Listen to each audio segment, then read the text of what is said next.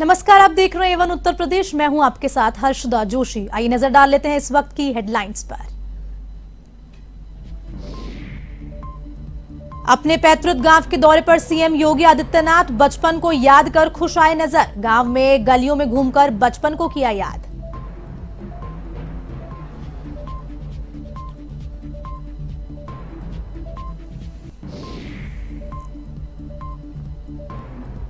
मुजफ्फरनगर में दुल्हन के जेवर लूटे। दूल्हे दुल्हन की कार रोककर की हथियारों के दम पर लूटपाट। विरोध करने पर दूल्हे को पीटा। पुलिस ने की जांच शुरू।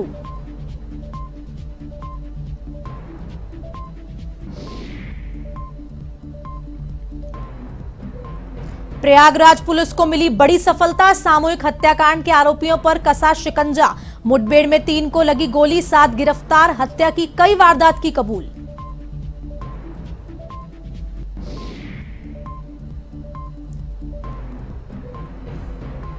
रायबरेली में बीजेपी नेता के गुर्गों की दबंगई आई सामने। बिजली विभाग के कर्मचारियों अधिकारियों को बनाया बंधक। पुलिस ने की मामला दबाने की कोशिश से भड़के कर्मचारी।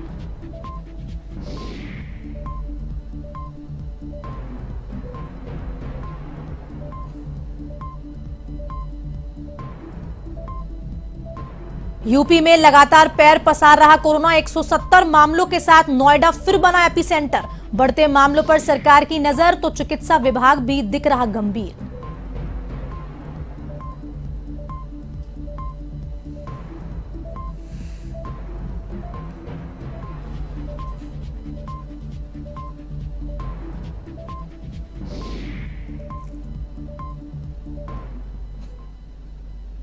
अब खबरें विस्तार से। देश के सबसे बड़े राज्य यूपी के सीएम योगी आदित्यनाथ 5 साल के बाद अपने पैतृक गांव के दौरे पर रहे। वो अपने गांव पहुंचकर अपने बचपन को याद कर खुश दिख रहे हैं। मंगलवार को वो अपने बुजुर्ग याद कर भावुक उठे, तो वहीं बुधवार को वो अपने गांव की गलियों में बच्चों के साथ हंसते मुस्कुराते दिखे। उन्होंने ग्रामीणों से मुलाकात कर उनका हालचाल जाना। इस बीच गांव में कई लोग योगी आदित्यनाथ को उनके पुराने नाम अजय अजय कहकर पुकारते नजर आए। योगी आदित्यनाथ ने सबसे मुलाकात की और काफी खुश नजर आए।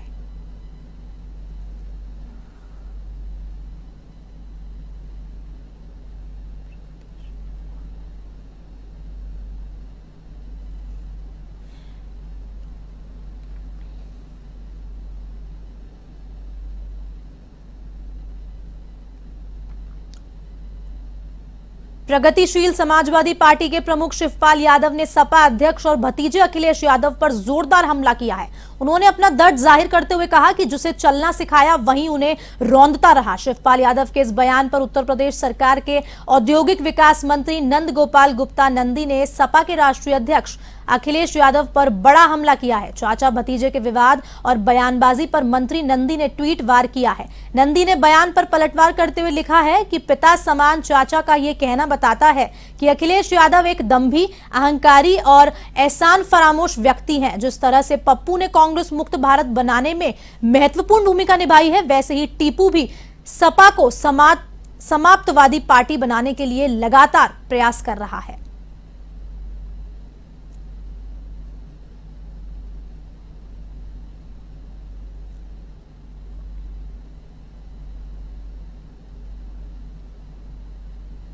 छह मई से सीएम योगी आदित्यनाथ विकास कार्यों की समीक्षा करेंगे। इसके लिए खुद सीएम मंडलों का दौरा करेंगे।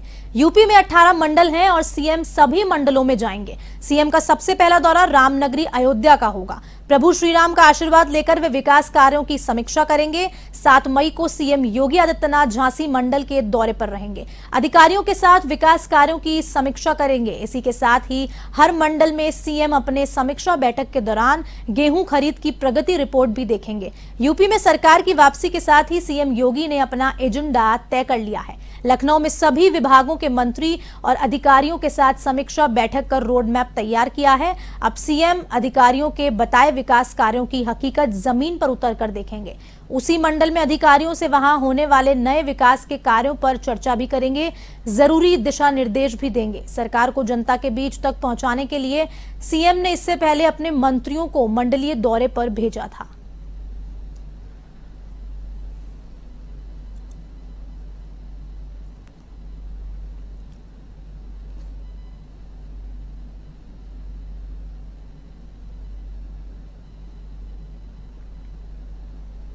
ललितपुर की घटना पर एडीजी एलओ प्रशांत कुमार ने मीडिया से बात करते हुए कहा कि घटना की जानकारी मिलने पर इंस्पेक्टर को निलंबित कर दिया गया है और इंस्पेक्टर समेत 6 लोगों पर केस दर्ज हुआ है। इसके साथ ही उन्होंने बताया कि एडीजी जोन को पुलिसकर्मियों पर कार्रवाई की है और पाली थाने के पुलिसकर्मियों को लाइन हाजिर कर दिया गया है। तो वहीं आपको बता दें कि अब तक मामले में 3 लोगों की गिरफ्तारी हुई है।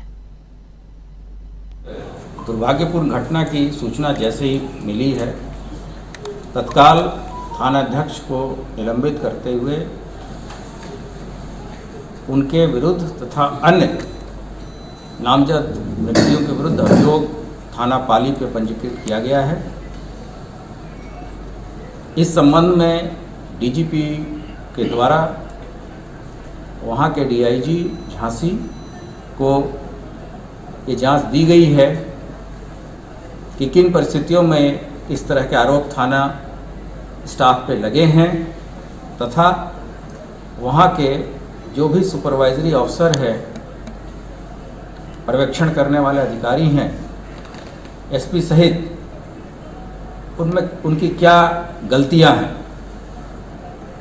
इसके अतिरिक्त एडीजी जोन के द्वारा पूरे थाने के स्टाफ को लाइन हाजिर किया गया है। इसमें जो भी व्यक्ति दोषी है उसके विरुद्ध कार्रवाई की जाएगी। 3 अभियुक्तों की गिरफ्तारी की जा चुकी। यूपी में योगी सरकार माफिया और गैंगस्टरों की अवैध संपत्ति पर बुलडोजर चला रही है। इसी कड़ी में लखीमपुर खीरी में प्रशासन ने हिस्ट्री शीटर और गैंगस्टर मोहम्मद हनीफ की अवैध संपत्ति को ध्वस्त किया है। निघासन कोतवाली क्षेत्र के पड़ुआ में 10 दुकानें तोड़ी गई। इस दौरान पुलिस का जाब्ता भी तैनात रहा है।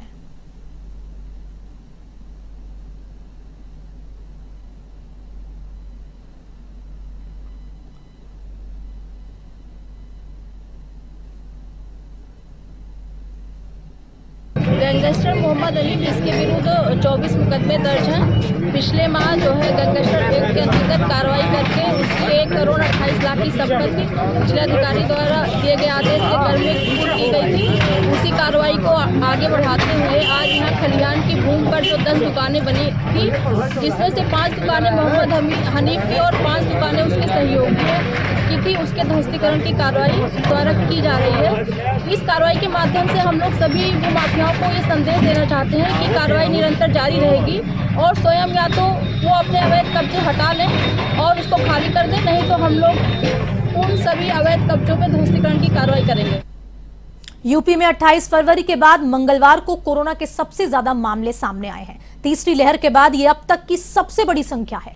24 घंटे के भीतर प्रदेश में 335 कोरोना संक्रमितों की पुष्टि हुई, वहीं 265 मरीज रिकवर भी हुए हैं। इसी के साथ प्रदेश में कुल एक्टिव केस की संख्या 1687 हो चुकी है। इस दौरान महज 92,726 सैंपल की जांच हुई है। सबसे ज्यादा केस गौतम बुद्ध नगर में रिपोर्ट हुए हैं, यहीं 170 पॉजिटिव केस आए। वहीं गाजियाबाद में 74 और लखनऊ में 13, मेरठ में 11, आगरा और वाराणसी में 9 और कानपुर नगर में 8 केस रिपोर्ट हुए हैं। वहीं एक दिन में 92,726 सैंपल की जांच हुई।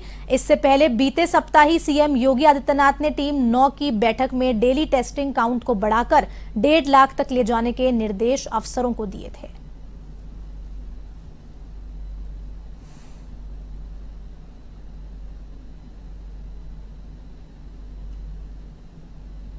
सोनभद्र के शक्तिनगर बस स्टैंड स्थित एनसीएल खाड़िया की जमीन पर बने अवैध होटल और दुकान पर आखिरकार बाबा का बुलडोजर चल ही गया। हाईकोर्ट के आदेश के बाद यह कार्रवाई हुई। कार्रवाई के समय होटल मालिक नदारद रहा। वहीं प्रशासन ने अवैध होटल दुकान के साथ बगल में बनी गुमटी को भी जमींदोज किया। इस कार्रवाई के लिए एनसीएल प्रबंधन वर्ष 2017 से ही लगा हुआ था।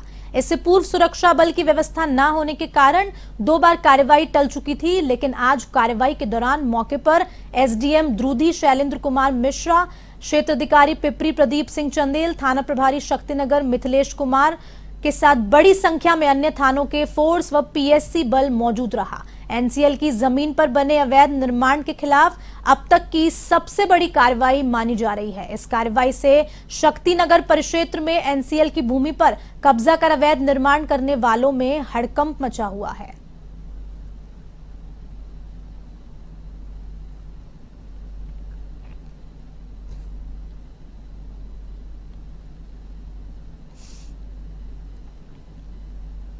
महाराजगंज पुलिस अधीक्षक ने ऑपरेशन सुपरविजन के तहत पुलिस कर्मियों के साथ बैठक की है और समस्याओं का तुरंत समाधान करने के दिशा निर्देश दिए हैं। आपको बता दें कि भारत नेपाल अंतर्राष्ट्रीय सीमा क्षेत्र पुलिस की तरफ से संदिग्ध गतिविधियों पर कड़ी नजर रखी जा रही है। इस दौरान पुलिस अधीक्षक ने बताया कि बॉर्डर के थानों पर पुलिस से जुड़ी समस्याओं का निराकरण करने हेतु सुपरविजन कार्यक्रम चलाया गया है और इसका सकारात्मक नतीजा जल्द ही देखने को मिलेगा।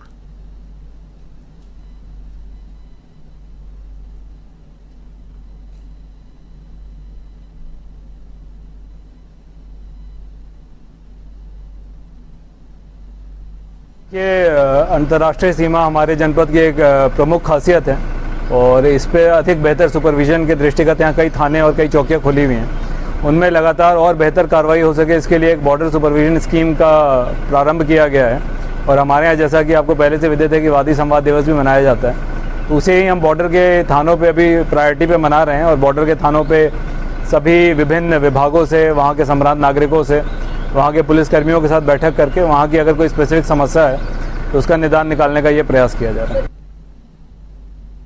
खबर यूपी के मुजफ्फरनगर से है, जहां सिकरेड़ा गांव में कुछ बदमाशों ने दूल्हे की कार को रोक लिया और कार में बैठे सभी लोगों के साथ गाली गलौज करते हुए मारपीट की। साथ ही कार में बैठी महिलाओं के साथ भी मारपीट की और दुल्हन के सारे जेवरात उतार लिए। पीड़ित परिवार ने थाने में रिपोर्ट दर्ज करके बदमाशों के खिलाफ कार्रवाई करने की मांग की है।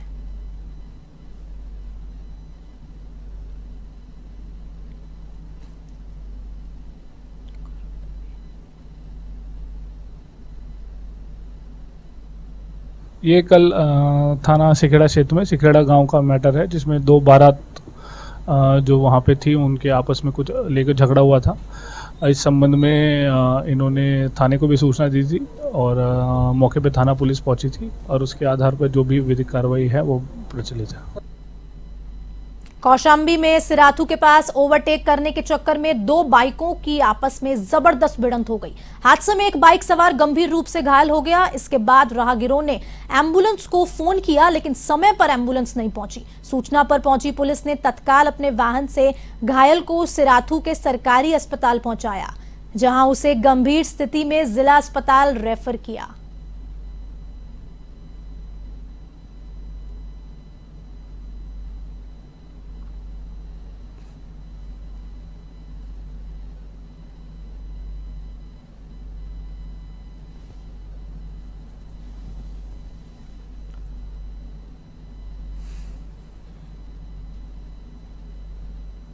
हापुड़ की धौलाना पुलिस ने चेकिंग के दौरान हुई पुलिस मुठभेड़ में गौवध निवारण अधिनियम में आरोपी को घायल अवस्था में गिरफ्तार किया, जिसके कब्जे से एक तमंचा, जिंदा और खोखा कारतूस और एक बाइक बरामद की। आपको बता दें कि पुलिस को इस अपराधी की काफी समय से तलाश थी। चेकिंग के दौरान पुलिस ने अपराधी को देखा और रोकने की कोशिश की तो उसने फायरिंग शुरू कर दी और भागने लगा।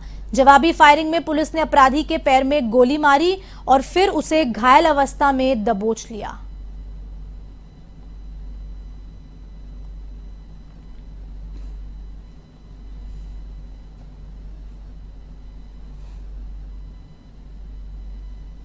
लगभग 8 बजे थाना धौलाना पुलिस टीम के द्वारा गालंद नहर के किनारे चेकिंग के दौरान मुठभेड़ में एक अभियुक्त को गिरफ्तार किया गया है। इसे घायल अवस्था में गिरफ्तार कर तत्काल उपचार के लिए सीएचसी धौलाना भेजा गया है। इसका एक साथी अभी फरार है, जिसकी तलाश में लगातार पुलिस टीम के द्वारा काउंसलिंग की जा रही है। गिरफ्तार अभियुक्त के द्वारा अब तक की पूछताछ में अपना नाम साहिब पुत्र मेहंदी हसन निवासी ग्राम बड़ौदा सियानी थाना हाफिजपुर बताया है। यह एक शातिर गौकश है। थाना धौलाना के गौकशी के अभियोग में यह वांछित चल रहा था। इसके विरुद्ध थाना धौलाना पर सुसंगत धाराओं में अभियोग पंजीकृत करते हुए अग्रिम वैधानिक कार्रवाई की जा रही है। रायबरेली में भाजपा नेता के गुर्गों की दबंगई उस समय सामने आई जब बिजली विभाग के अधिकारी और कर्मचारी शिकायत पर मीटर की जांच करने उसके राइस मिल पहुंच गए। विद्युत विभाग के लगभग 1 दर्जन अधिकारियों कर्मचारियों को राइस मिल के कर्मचारियों ने लगभग 1 से 1.5 घंटे बंधक बनाकर रखा। मामला उच्च अधिकारियों के संज्ञान में आने पर एसडीएम और क्षेत्राधिकारी भारी संख्या में पुलिस बल के साथ मौके पर पहुंचे और अंदर रोके गए कर्मचारियों अधिकारियों को पुलिस चौकी ले गए, जहां मामला पूरा दबाने की कोशिश तो की ही गई, लेकिन अधीक्षण अभियंता ने अपने अधिकारियों और कर्मचारियों के पक्ष में खड़े दिखे और पूरी बात से रूबरू कराया। आपको बता दें कि मामला ढी थाना क्षेत्र के परदेसपुर के अभिषेक राइस मिल का है।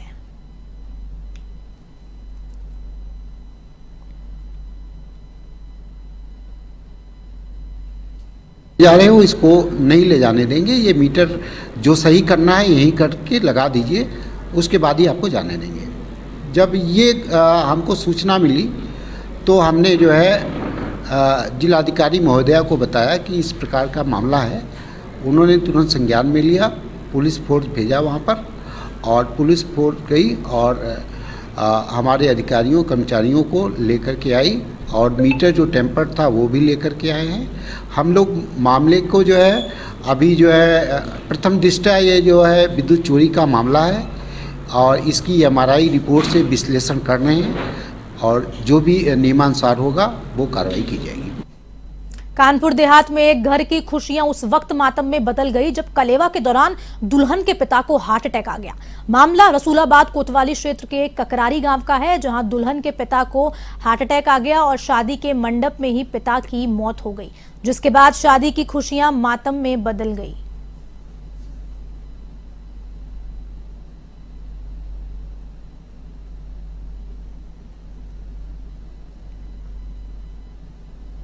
कल इनकी पुत्री की बारात आई थी। सब लोग दिन में बड़े प्रेम से काम किया, रिश्ते नातेदार उनको खाना ना खिलाया पिलाया, बारात चढ़ी, रात में जयमाली झूला का प्रोग्राम हुआ। इसके बाद में करीब 4 बजे इनका चढ़ावा चढ़ा। इसके बाद भावरी का प्रोग्राम शुरू हुआ। भावरी पड़ गई, पढ़ने के बाद में जो रिश्तेदार जाने वाले थे उनको नाश्ता पानी कराया गया। उनका नाश्ता पानी कराया गया। इन्होंने भी पाए पूछ के नाश्ता पानी किया। नाश्ता पानी करने के बाद में बैठे थे बाहर, अचानक ये जो है गिर गए, चक्कर सा गया, उनकी मौके पे मौत हो गई। प्रयागराज के थरवई थाना क्षेत्र में हुई सामूहिक हत्याकांड का खुलासा पुलिस ने कर दिया है। 5 लोगों की हत्या में शामिल इंटरस्टेट डकैतों और पुलिस के बीच हुई मुठभेड़ में शातिर बदमाश गोली लगने से घायल हो गया। पुलिस ने 7 बदमाशों को गिरफ्तार किया है जो इस सामूहिक हत्याकांड में शामिल थे। इतना ही नहीं, बदमाशों की गिरफ्तारी के बाद अंतर्राज्यीय गैंग का भी खुलासा हुआ है जो डकैती और हत्या की वारदात करके फरार हो जाते थे। गिरफ्तार बदमाशों ने पहले की गई वारदातों का भी खुलासा किया है। पुलिस के मुताबिक फाफा मऊ के गोहरी में हुई 4 लोगों की हत्या और डकैती में भी ये सभी शामिल थे। इतना ही नहीं, थरवई थाना क्षेत्र के खेवराजपुर में 5 लोगों की हत्या और डकैती की घटना में इन्हीं का हाथ रहा।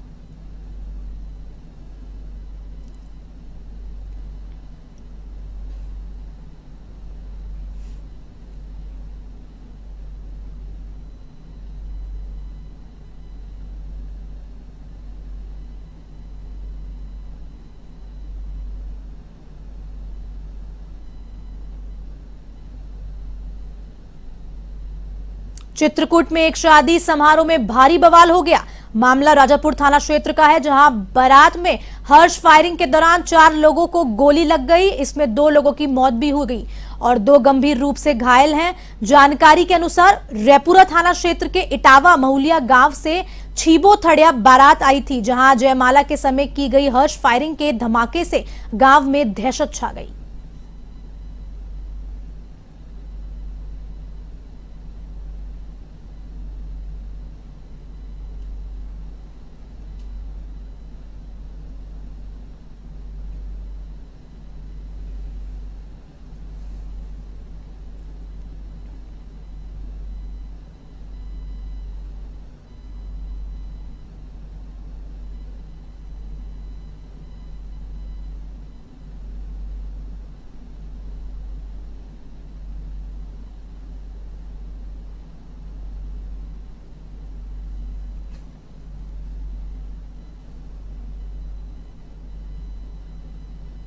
फिलहाल इस बुलेटिन में इतना ही। आप देश और दुनिया की तमाम खबरों के लिए देखते रहिए A1 TV। नमस्कार।